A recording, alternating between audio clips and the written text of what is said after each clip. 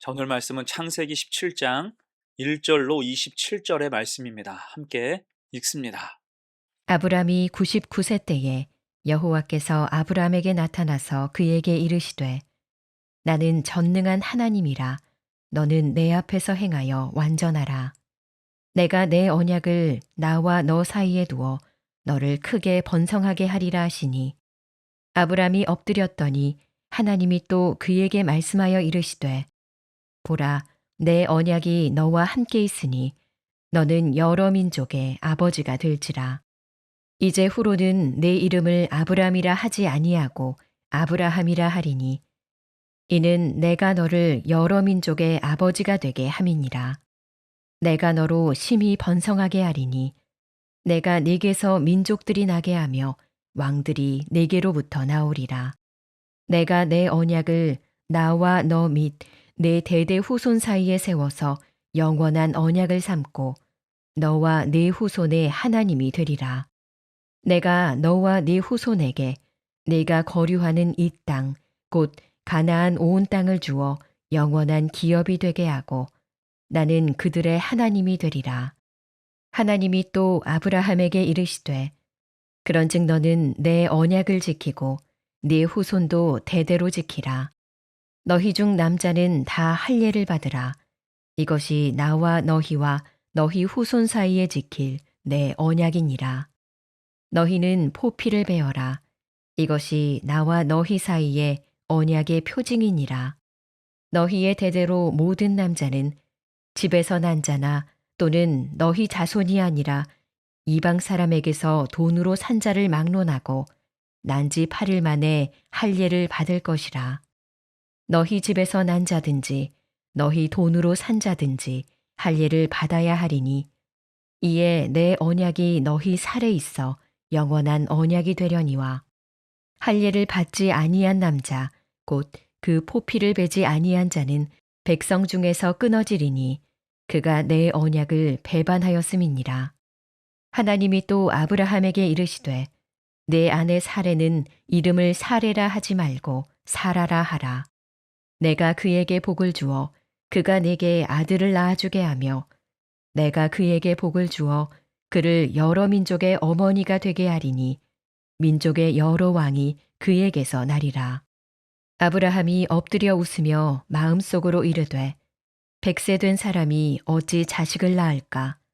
사라는 90세니 어찌 출산하리요 하고 아브라함이 이에 하나님께 아뢰되 이스마엘이나 하나님 앞에 살기를 원하나이다.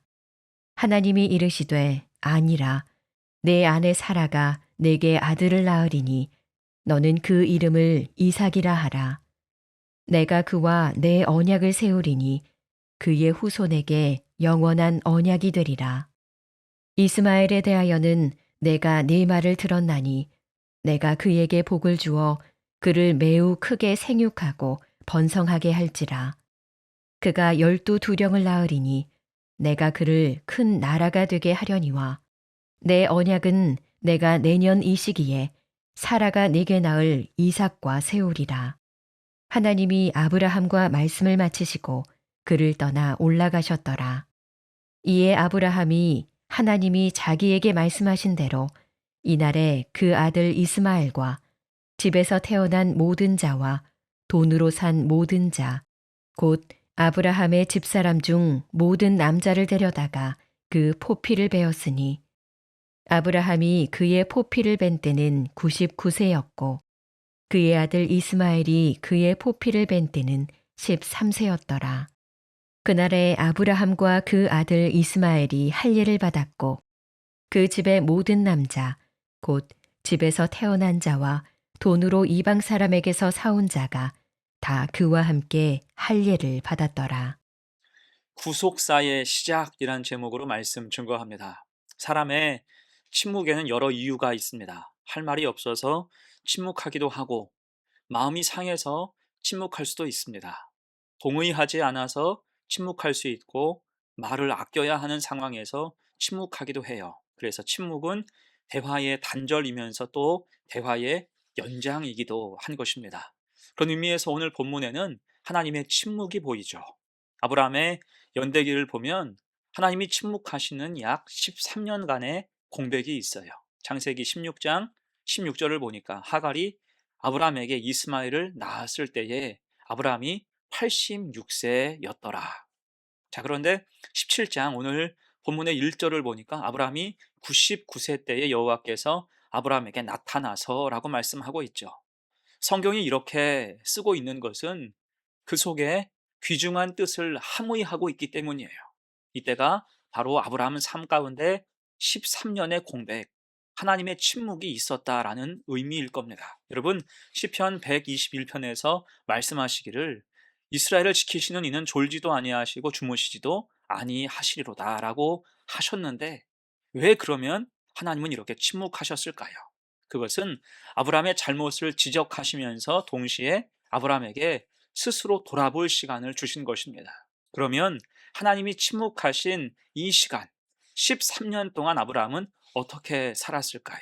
먼저는 자기 만족으로 살았을 겁니다. 당시 아브라함 필생의 수건은 아들을 얻는 것이었죠. 하지만 하나님이 주신다고 했음에도 아무런 소식이 없자 몹시도 조급하게 되었고, 그런 남편을 보면서 사례는 자기 종인 하가를 통해서 아들을 낳을 것을 제안합니다. 궁여지책이었어요. 그냥 자식만 있으면 문제가 다 해결되고 행복할 줄 알았던 거죠. 그래서 저질러 버렸습니다. 그리고 이후 13년 동안 아브라함은 이제 피곤하게 살아가게 돼요. 실제로 하갈이 임신하니까 그때부터 분란이 생기기 시작했습니다. 그냥 자식만 생기면 다른 문제는 다 해결되고 채워질 줄 알았는데 그렇지 않은 거예요. 하갈과 사레 사이가 좋을 수가 없죠. 분쟁이 생깁니다. 전에 없던 분란이 가정 가운데 생기게 된 거예요. 이에 아브라함은 대놓고 누구를 편들어 줄 수도 없고 굉장히 피곤한 입장이었을 것입니다. 내가 이러려고 애를 낳았나 싶었을 거예요. 다만 그냥 참고 살아가야 하는 거겠죠. 그러다가 시간이 훌쩍 지났고 이제 때가 되어서 하나님이 잠자고 있던 아브라함의 영혼을 흔들어 깨우십니다. 그것이 오늘 1절이에요. 아브라함이 99세 때에 여호와께서 아브라함에게 나타나서 그에게 이르시되 나는 전능한 하나님이라 너는 내 앞에서 행하여 완전하라. 아멘. 자, 여러분, 여기서 13년 만에 하나님이 아브라함에게 나타나서 하신 말씀이 뭡니까? 나는 전능한 하나님이라. 너는 내 앞에 행하여 완전하라. 이 말씀을 주셨어요. 침묵을 깨고 하신 말씀입니다. 그만큼 이 말씀은 굉장히 중요한 의미를 함의하고 있다 볼 수 있겠죠. 그 뜻이 무엇일까? 간략하게 두 가지로 생각해 봅니다. 첫 번째, 이제 거룩함을 회복하라는 것입니다. 지난 13년 동안 하나님이 아브라함에게 침묵하신 이유는 아브라함의 조급함 때문이었어요. 그럴 때 그 삶에 거룩이 다 무너졌죠. 자기 만족으로 세상을 쫓아 바쁘고 피곤하게 살아갈 뿐이었습니다. 이에 하나님은 오늘 2절과 4절에서 말씀하세요. 내가 내 언약을 나와 너 사이에 두어 너를 크게 번성하게 하리라 하시니, 4절, 보라 내 언약이 너와 함께 있으니 너는 여러 민족의 아버지가 될지라. 아멘. 거룩을 잃고 세상적인 계산으로 살았던 그에게 다시 하나님은 언약을 상기해 주신 것입니다. 특히 그와 아내의 이름을 바꿔주셨어요. 아브라함에서 이제 아브라함이 되게 하셨죠. 5절입니다. 이제후로는 내 이름을 아브라함이라 하지 아니하고 아브라함이라 하리니 이는 내가 너를 여러 민족의 아버지가 되게 함이라. 아멘. 또한 사레는 사라가 되게 하셨어요. 15절 16절 말씀, 하나님이 또 아브라함에게 이르시되 내 아내 사레는 이름을 사레라 하지 말고 사라라 하라. 내가 그에게 복을 주어 그가 내게 아들을 낳아주게 하며 내가 그에게 복을 주어 그를 여러 민족의 어머니가 되게 하리니 민족의 여러 왕이 그에게서 나리라. 아멘. 곧 여러분, 이름을 바꿔주신 이유가 무엇일까요? 새로운 정체성을 주시고 이제 사명을 확장하시는 그러한 의미예요.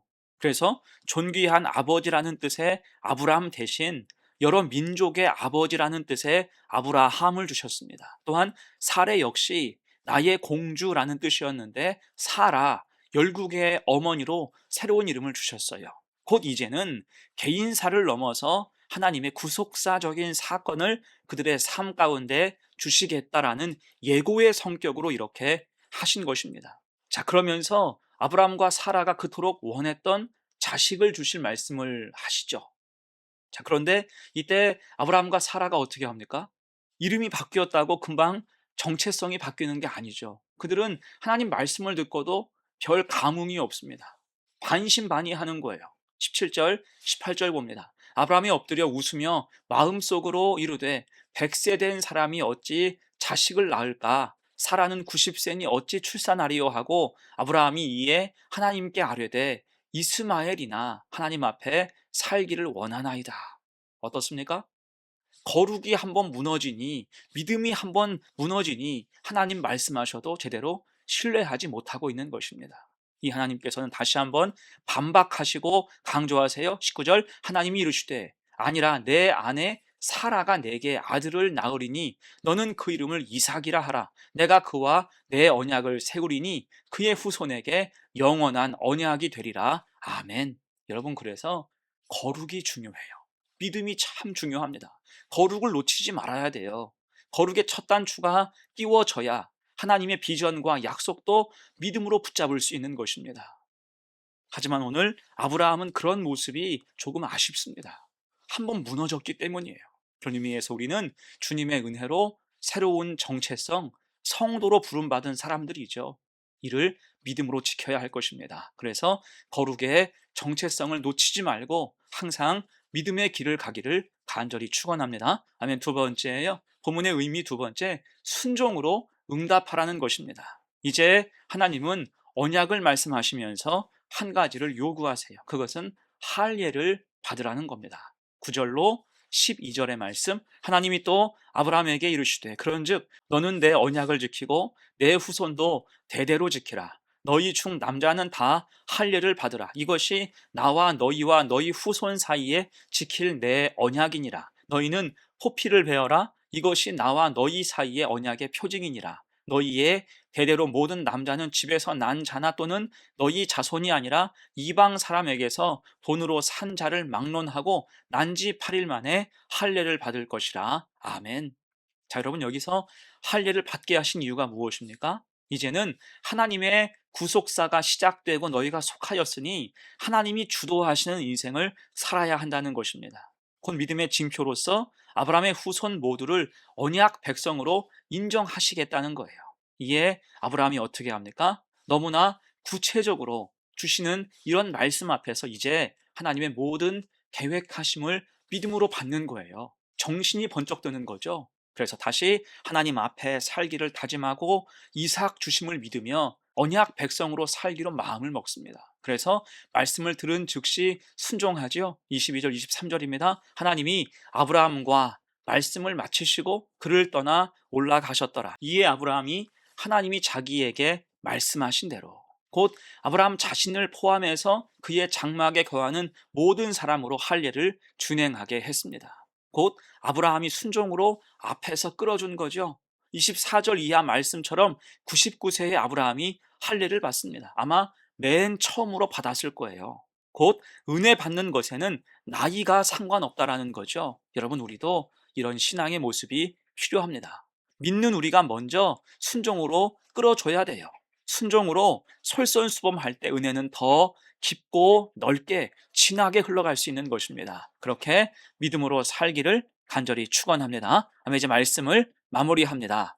인간적인 방법을 택해서 이스마엘을 낳은 아브라함은 13년간 하나님의 침묵을 경험합니다. 이건 하나님이 아브라함을 포기하신 게 아니라 잘못을 지적하시고 돌이킬 시간을 넉넉히 주신 거예요. 그러면서 하나님이 정하신 때에 언약을 상기하시며 이제는 거룩을 촉구하셨죠. 결국 아브라함은 하나님 말씀 앞에 순종으로 응답하게 되었고 다시 거룩함으로 그의 가족과 일가를 이끌게 됩니다. 이제 개인사를 넘어 하나님의 구속사가 시작되는 거예요.